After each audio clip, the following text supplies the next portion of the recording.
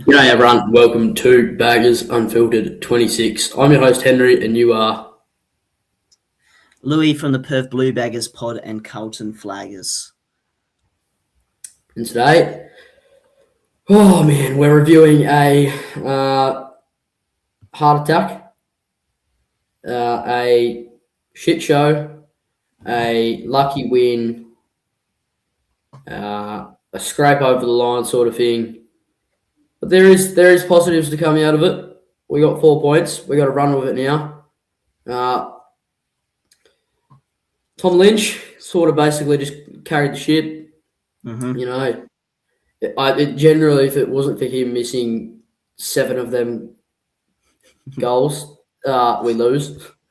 But to be fair, there's other stuff to come out of that too. You know, if Lockie Fogarty doesn't hit the post from 15 fucking metres out, we win pretty comfortably. He's gone. He's dropped. We'll get into that later. Or Cripper. He is simply not Lockie Fogarty is simply not an AFL footballer, and I'll put it to you right now. He's local footy at its best.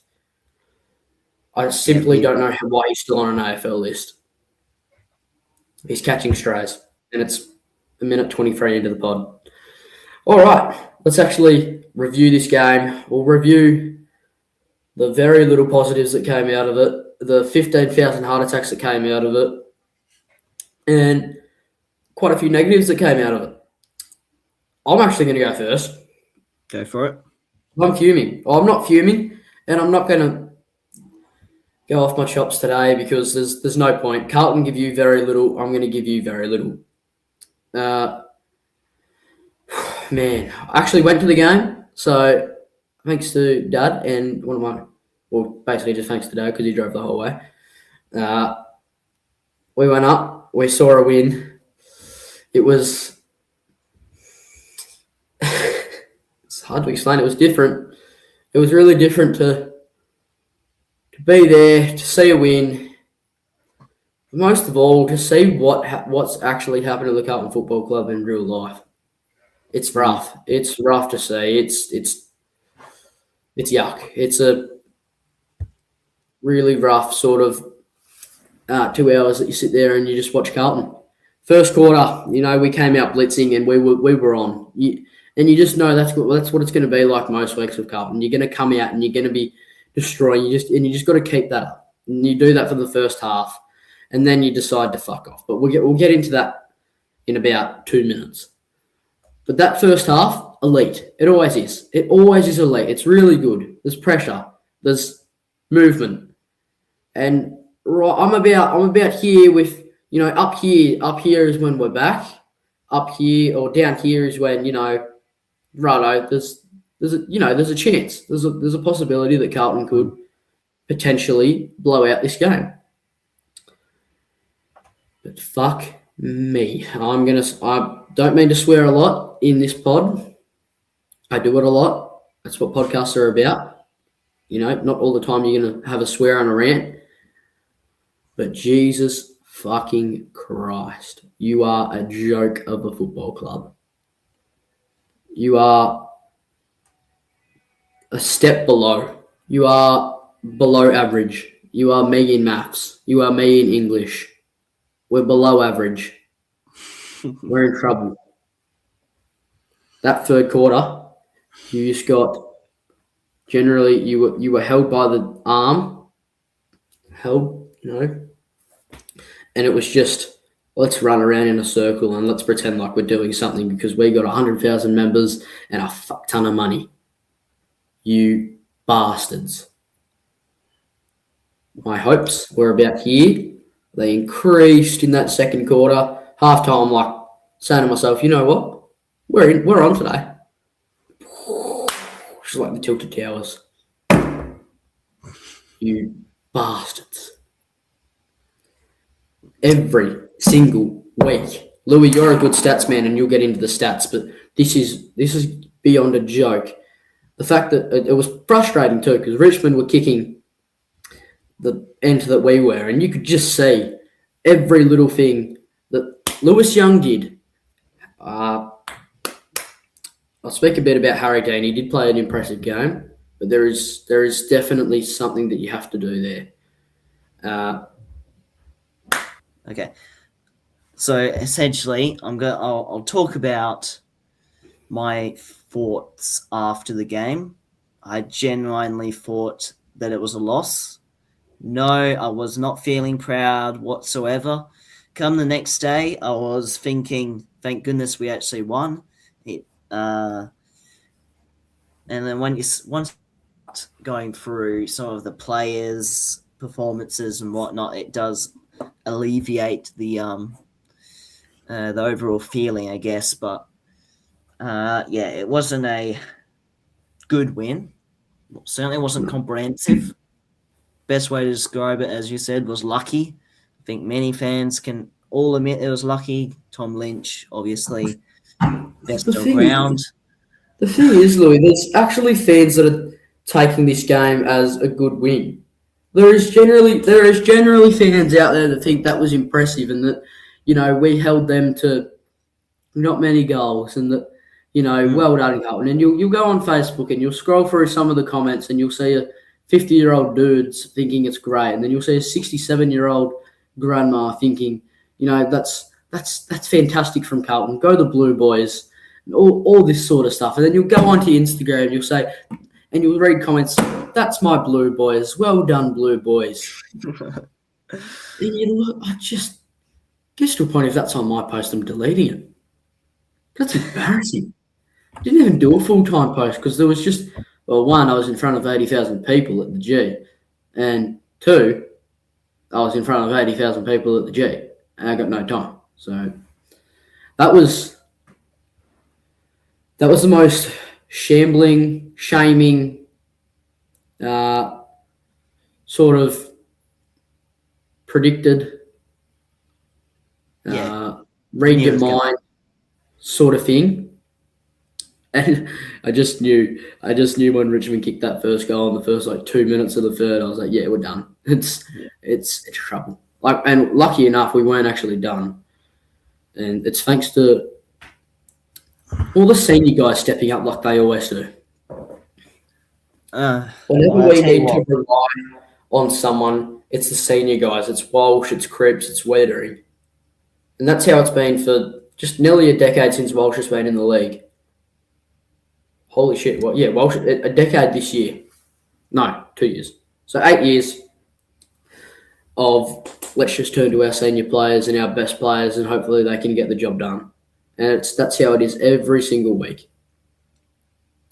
If Walsh doesn't have 30 touches and 5 tackles and hit the scoreboard, we lose. If Cripps doesn't have 30, we lose. If Jagger, I won't actually say anything about Jagger yet because I'm not convinced. If Hewitt doesn't go big, we lose. If Wieders doesn't take 8+ intercept marks, we lose. It's the same thing. It's the same putting reliability on the same people's shoulders over and over and over again. And that's what causes a terrible culture at the club. That's what causes players wanting out. And look, let's not get into that too early. It's too early to get into players wanting out.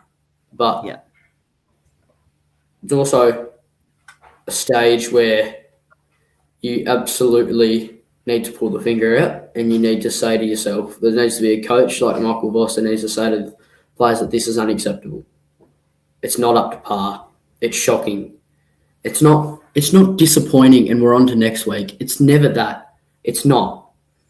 It's ridiculous. It's embarrassing. It's a joke. And look, I've never been this worked up about a loss. I mean, a win. Sorry. But when you just people call us delusional, right? I've generally run out, Louis. I can't give that much energy into this football club anymore. It's beyond ridiculous. It's hard. It's generally embarrassing to watch. It's embarrassing for me. It's embarrassing for the club. It's embarrassing for the supporters. It's embarrassing for the coach. It puts us in shambles. We're in shambles early.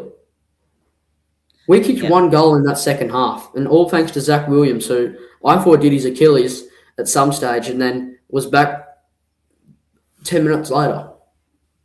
you know, and you look at the pressure, you look at the tackling, you look at all this sort of stuff, and then you look at the other team, and it's in the purple patch.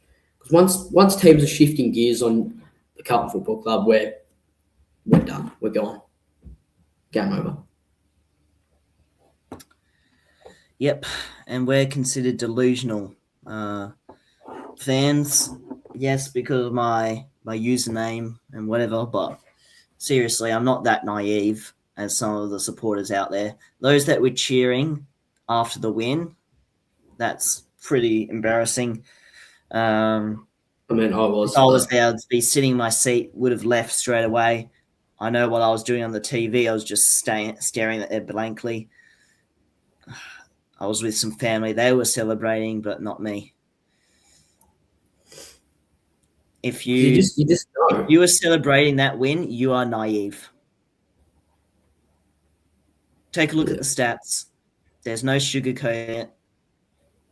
We have a serious second half problem, and that's going to cost us another wasted season. It's going to cost us. It's costing us this season already. We're 2 games in, and it's happened twice. It happened 20 games last year.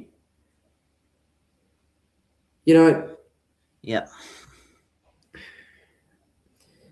I hate it. I hate getting all psyched up one week, and then, we lose, and then you're getting psyched up the next. I'm sick of it. I don't want that energy anymore. That's the point that I've gotten to.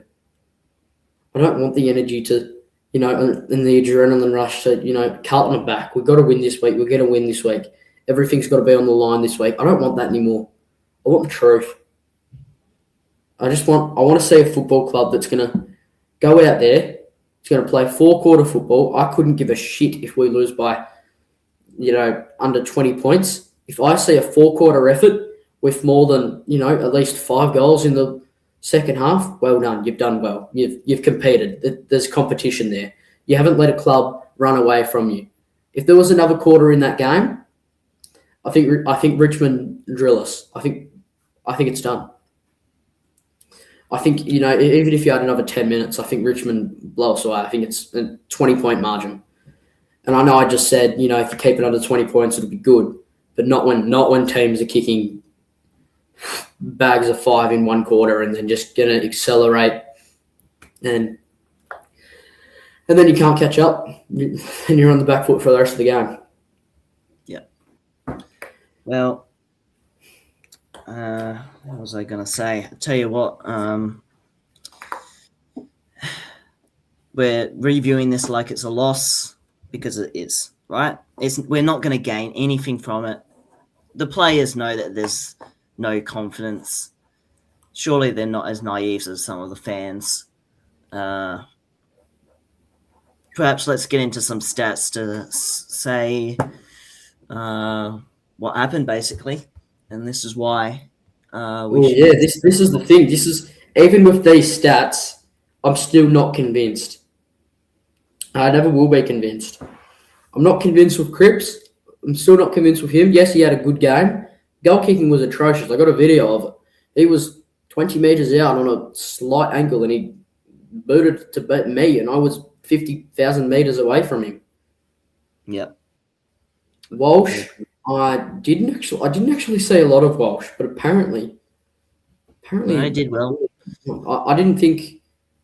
I think I was more looking at his sort of score involvements and how he's going to go into the game and win clearances and win the ball and win the ball, win the game. Is the sort of mindset I have with him. But looking at his stats, he was good. Clearances, he got a few clearances. He got the 30. Free score involvements. 20 uncontested possessions, 9 contested. There's just another thing I want to bring up. So I'm sorry I'm bringing a lot up this podcast because I'm angry. I'm not going to say the rest of that word that I was about to say, disappointed, because that's a stupid word to use. Our midfield, and this is where I think everything's going wrong, right?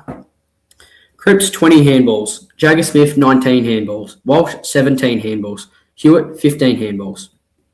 Right? Okay. 32 is, hang on, I've turned my camera off. We're back. 32 plus 19 is 51, right? Yep. 71 tackles. 71 handballs were in our midfield. You go to their midfield, it is 30. They kicked a lot more efficiently than we did. And we were... Sorry, I'll actually get on track here because I think the handball game that we have is too much.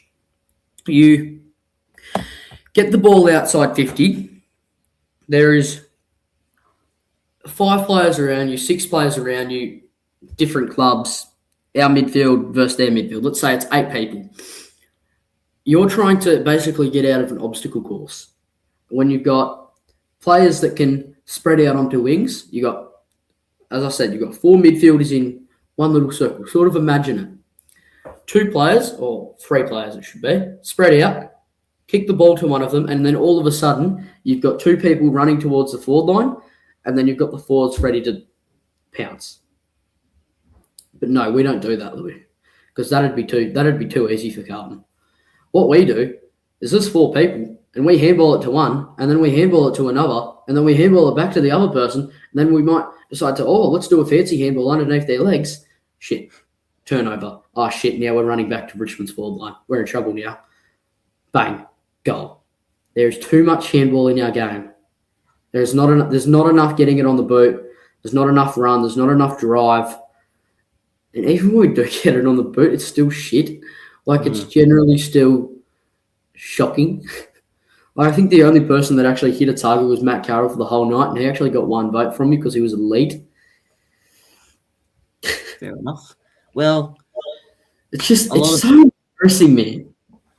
The handles increase the speed on the ball, right? They increase ball movement speed. And they do need to happen somewhat.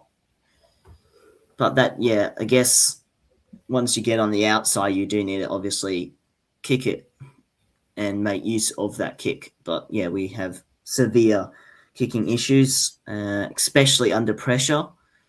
And that always happens in the 3rd and 4th quarters. So, that does speak to the issue overall, I'd say. We won the handballs by about 30 as well. We had 168 handballs, and 70 of them were with our mids. Yeah. That's really bad.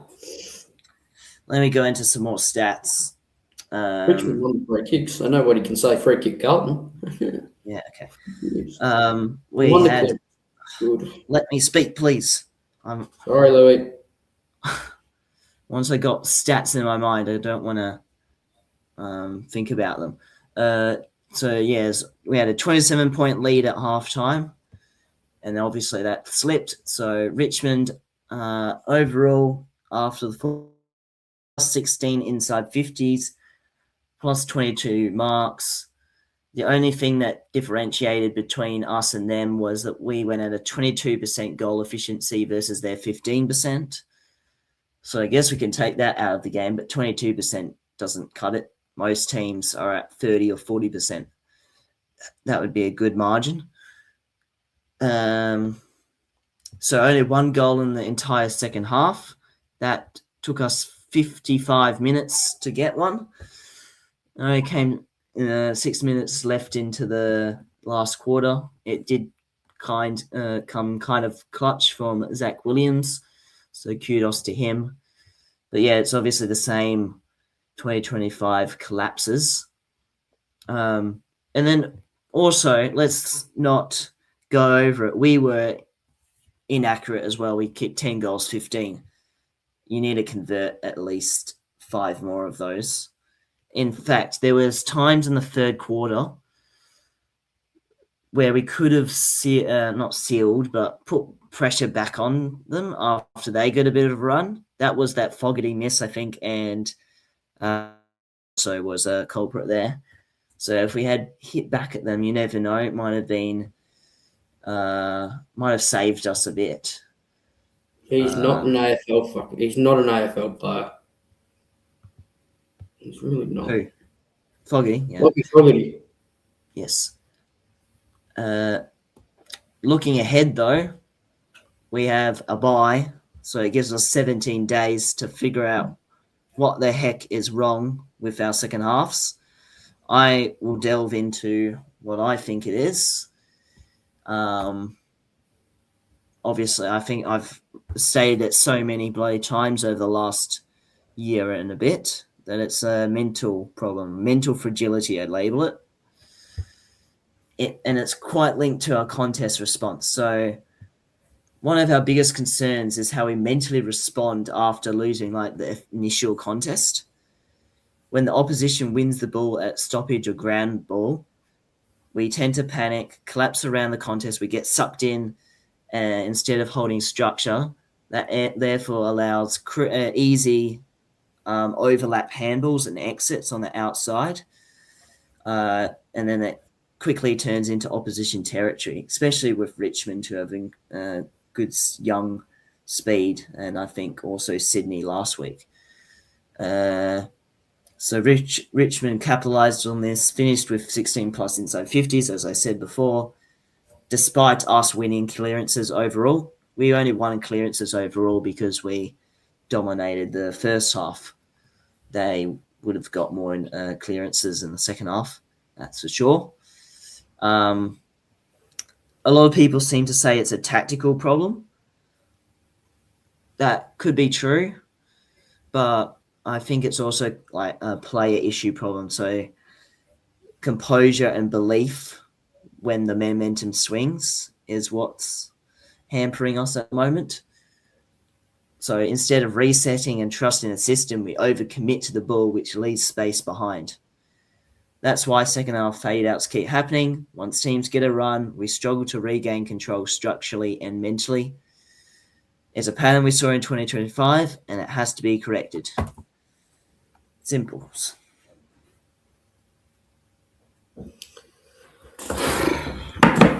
Rough. And the actions that we take to get sucked into the contest is purely up here. It's not anything tactical. They simply get sucked in. Andy from the Monday Blues said something throughout the week, but he puts family second, he puts Carlton first, and how he's changed that. That's how bad we've got. That's how bad we've gotten. Carlton has always, and I mean always, been a first priority. You'll sit down every game day, you watch the game. You know, if you have jobs to do around the house now, you'll just go do them because you just know that Carlton are going to crumble. Cripps, this is what people need to realise, and they need to stop holding out hope. Cripps isn't getting that premiership. Walsh isn't winning that Brownlow. They're not up to the standard. As a team, we're not up to the standard of being able to win a premiership. Walsh isn't up to the standard of being able to win a Brownlow like Marcus Bontempelli is, like Nick Dacos is, like all the other elite players are. And I mean, because they're actually elite. They're ready. They're there. Like Cripps in 2022. Elite. He was there. He was ready for it. He wanted it. Yep. They're both A-graders. Mackay isn't winning a Coleman like people are calling him out to. Kemp isn't as good as people think he is. No. The realisation that Carlton fans need it's horrific. It's embarrassing. It's, as I've said, it's a joke. People need to realise Carlton are not a good football club. Will we keep supporting them? Of course we will. Of course we will. And then as soon as we become good, this podcast will make me look silly. Especially me, because I've said the most stupidest shit I've ever said. But to be fair, there is positives. I mean, you can breathe. There is positives. It's not the end of the world. It's not Carlton losing to North Melbourne by 100 points, which is well and truly a fucking possibility. I want to point out Jagger Smith. Kid's good.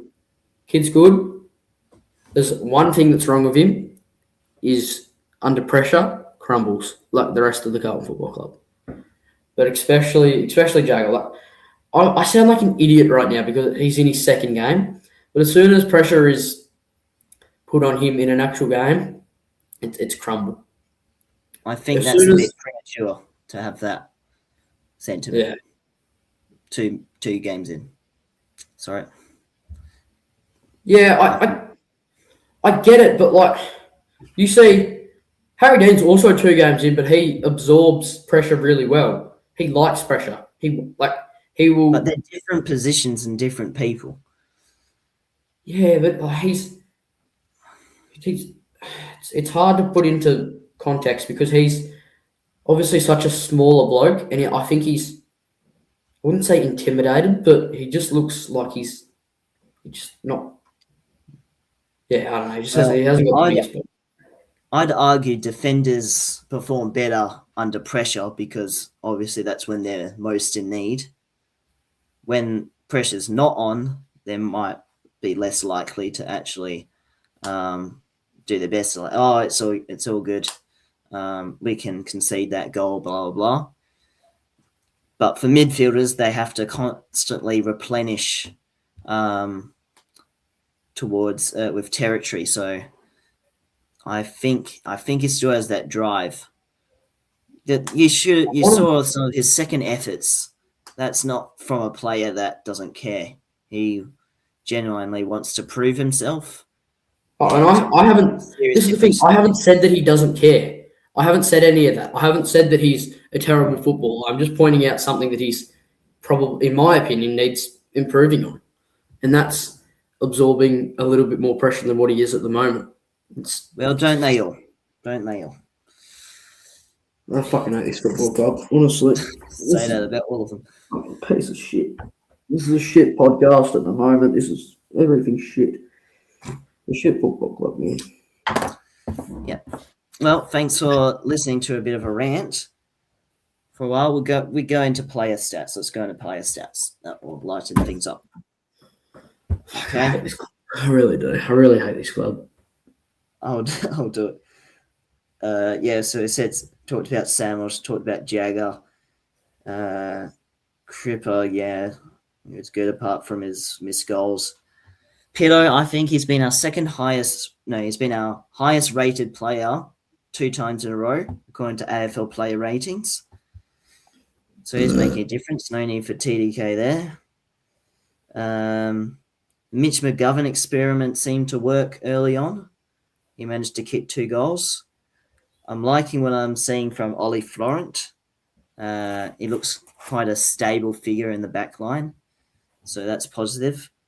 So he had 24 disposals, 606 metres gained and 7 rebound 50s, 83% disposal efficiency. Our man, Matt Carroll, that we're talking about, 19 disposals, 7 intercepts, 4 score involvements, 7 ground balls and 416 metres gained.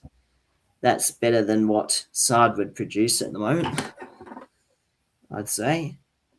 He might lock in that sort of position. Hewitt kind of went a bit underrated, I feel, and did a post with everything Carlton on that. It was good. Just really good. 67% time on ground, 23 disposals, 87% disposal efficiency. He usually gets kind of criticized for his lack of efficiency, but that was not the case this time around. So therefore he gets some accolade here. 6 score involvements and 8 ground balls for him.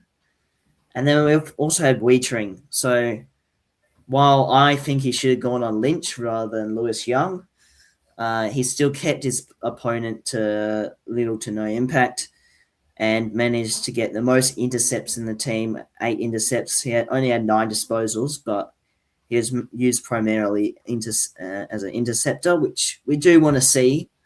But Lewis Young is not the answer, so we better try on Dirksen next week.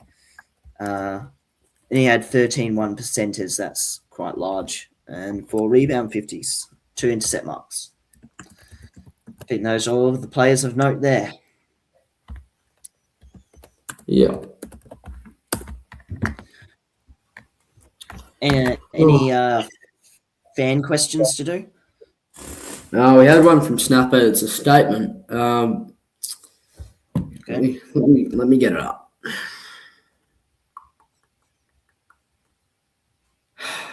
Man, I don't like talking about this football club at the moment. It's rough. Not a question, but a statement. So most people that watch this are probably well aware of our issues and don't think that we're going to progress anywhere this season. I'm sure of it. Not a question, doubt. but a statement. Yeah. Can the delusional supporters admit Voss is the problem? Is he referring to us as delusional or supporters? That's the thing. I don't know what sort of question this is, whether it's at us or if it's as a whole. Louis, you're obviously in your username, you have a fair bit of delusion in it. For sure. Embrace it. It's a I think lifelong Voss- commitment. Sorry, you go. You go. I need to back myself up just in case it's a jab at the Flaggers username. I'm just here for the highs and lows. I know it's incredibly hard as fans to deal with it here and there, but hey, I'm in it for the long run. I'll keep going until we win a flag. Once we win the flag, it'll be peak content, peak engagement, peak love for the club, and I just can't wait for that to happen. So I don't think there's any harm in hoping for the best. Yeah, but in regards to the question, if it's about other delusional supporters, I think Voss is the problem as well. If he's unable to motivate the team to, to be mentally on song, right? And that's meant to be his specialty, right? We got all these assistant coaches around him to break down the tactical things, but if he can't motivate the team mentally, then he's failing in his role. He's weak. Yes, Snapper. There is no plan B either. Exactly. It's always the same way each week. If Snapper, that is a statement towards me, even though I can be delusional, but I also can be very mature at times. We're incredibly bipolar. Yeah. I do think Voss is the problem now. Last year I didn't. I thought it's the players' lack of wanting to actually be out there and play football.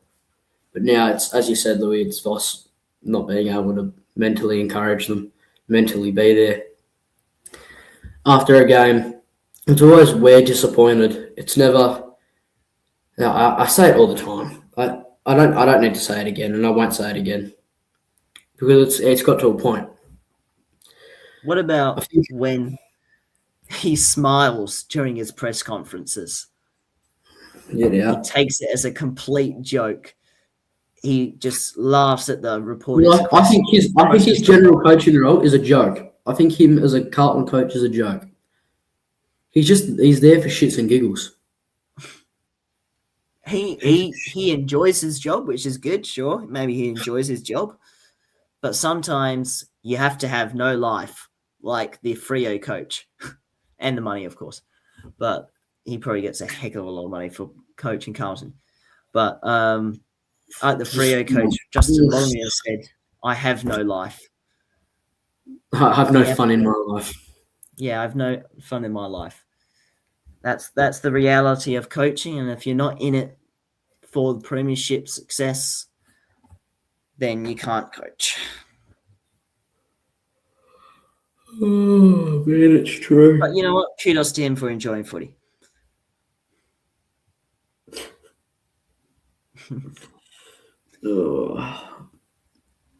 Anyway, we'll be back for next week with a preview of Melbourne because we have the bye. That will come around the next weekend to give you something to listen to.